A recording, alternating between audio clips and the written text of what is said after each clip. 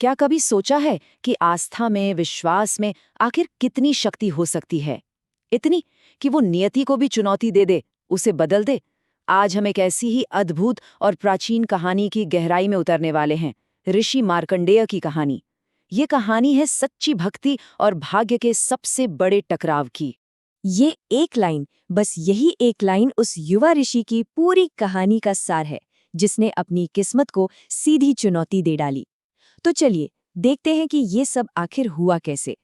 तो हमारी कहानी की शुरुआत होती है एक बहुत ही महान और ज्ञानी ऋषि से, जिनका नाम था मृकंडू, और उनकी पत्नी थी मरुधमती। देखिए, उनके जीवन में ज्ञान था, सम्मान था, तप था, सब कुछ था, पर एक चीज की कमी थी जो उन्हें अंदर ही अंदर खाए जा रही थी। उन्हें एक संतान की चाह थी, और ये इच्छा उनके लिए सबसे बढ़कर थी। और अपनी इसी एक इच्छा को पूरा करने के लिए उन्होंने सब कुछ दांव पर लगा दिया, खुद को पूरी तरह से भगवान शिव की भक्ति में झोंक दिया। अब ये कोई आम पूजा पाठ नहीं था, बिल्कुल नहीं। ये थी सालों तक चलने वाली कठोर, बहुत ही कठोर तपस्या। एक ऐसी साधना जो शरीर को गला दे, आत्मा को तपा दे, और इसी तपस्या ने उस दिव्य शक्ति को आने पर मजबूर कर दिया। तो सोचिए, सालों की तपस्या के बाद भगवान शिव प्रसन्न हुए, वो प्रकट हुए। लेकिन उन्होंने ऋषि के सामने जो रखा वो कोई आसान वरदान नहीं था। वो था एक ऐसा चुनाव, एक ऐसा धर्म संकट जो किसी भी माँ बाप की आत्मा कंपा दे। शिव ने कहा, तुम्हारे पास दो विकल्प हैं। या तो एक साधारण सा बेटा ले लो जो बहुत लंबा जिएगा, या फिर एक ऐसा बेटा जो असाधारण होगा, ज्ञानी, भक्त, हर गुण में श्रेष्ठ, पर वो सिर्फ 16 साल जिएगा। क्या मुश्किल फैसला था, है ना? लंबी उम्र चुने या एक गुणी जीवन। और ऋषि मृकंडू ने एक पल की भी देरी नहीं की। उनका जवाब एकदम साफ था। उन्होंने कहा, मुझे वही बेटा चाहिए जो बुद्धिमान और भक्त हो, भले ही उसकी उम्र छोटी हो। उन्होंने गुण को उम्र से ऊपर चुना। ये फैसला ही बताता है कि उनके लिए जीवन की लंबाई नहीं, बल्कि जीवन की गहराई मायने रखती थी। और बस इसी फैसले से जन्म हुआ हमारी कहानी के नायक का, मार्कंडेय। और वो सचमुच असाधारण थे। कहते हैं कि बचपन से ही उनकी आंखों में एक अलग सी चमक थी, ज्ञान का तेज था। और भगवान शिव में उनकी भक्ति, अरे उनकी भक्ति तो इतनी गहरी थी, इतनी सच्ची थी कि देखने वाले हैरान रह जाते थे। घर में खुशियां तो बहुत थीं। मार्कंडे को देखकर सब खुश थे, पर उस खुशी पर ना एक अंधेरा साया मंडरा रहा था, नियति का साया। जैसे जैसे मार्कंडे बड़े हो रहे थे, उनके माता पिता की चिंता भी बढ़ रही थी। हर जन्मदिन खुशी के साथ साथ एक डर भी लेकर आता था, क्योंकि वो 16वां साल, वो दिन अब करीब आ रहा। और फिर वो दिन आ ही गया, 16। सिर्फ एक नंबर, लेकिन इस एक नंबर में एक पूरी जिंदगी का अंत लिखा था। सोचिए जरा, 16 साल, वो दिन आ पहुंचा था। एक तरफ माता पिता थे जो डर और दुख में डूबे हुए थे, और दूसरी तरफ थे मार्कंडे। उनके चेहरे पर डर का कोई निशान तक नहीं था। वो एकदम शांत थे। उनकी आंखों में अपनी भक्ति का अटूट विश्वास चमक रहा था।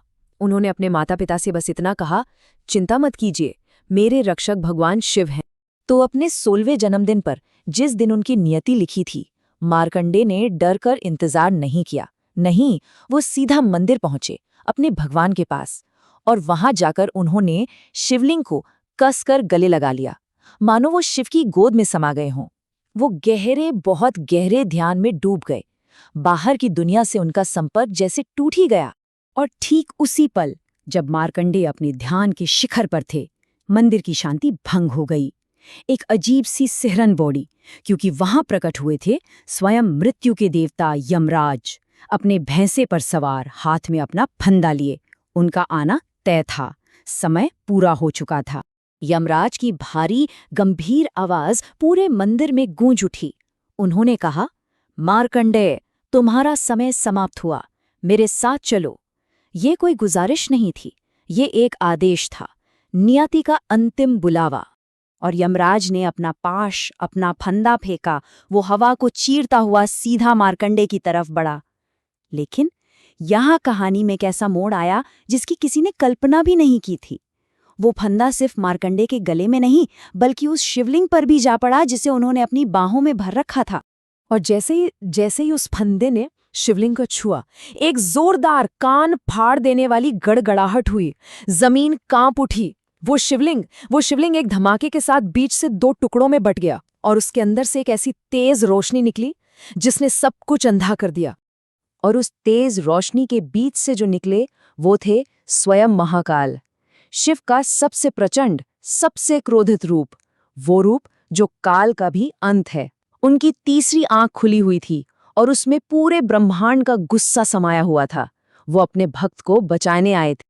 और फिर महाकाल गरजे। उनकी आवाज में इतनी शक्ति थी कि यमराज भी कांप उठे।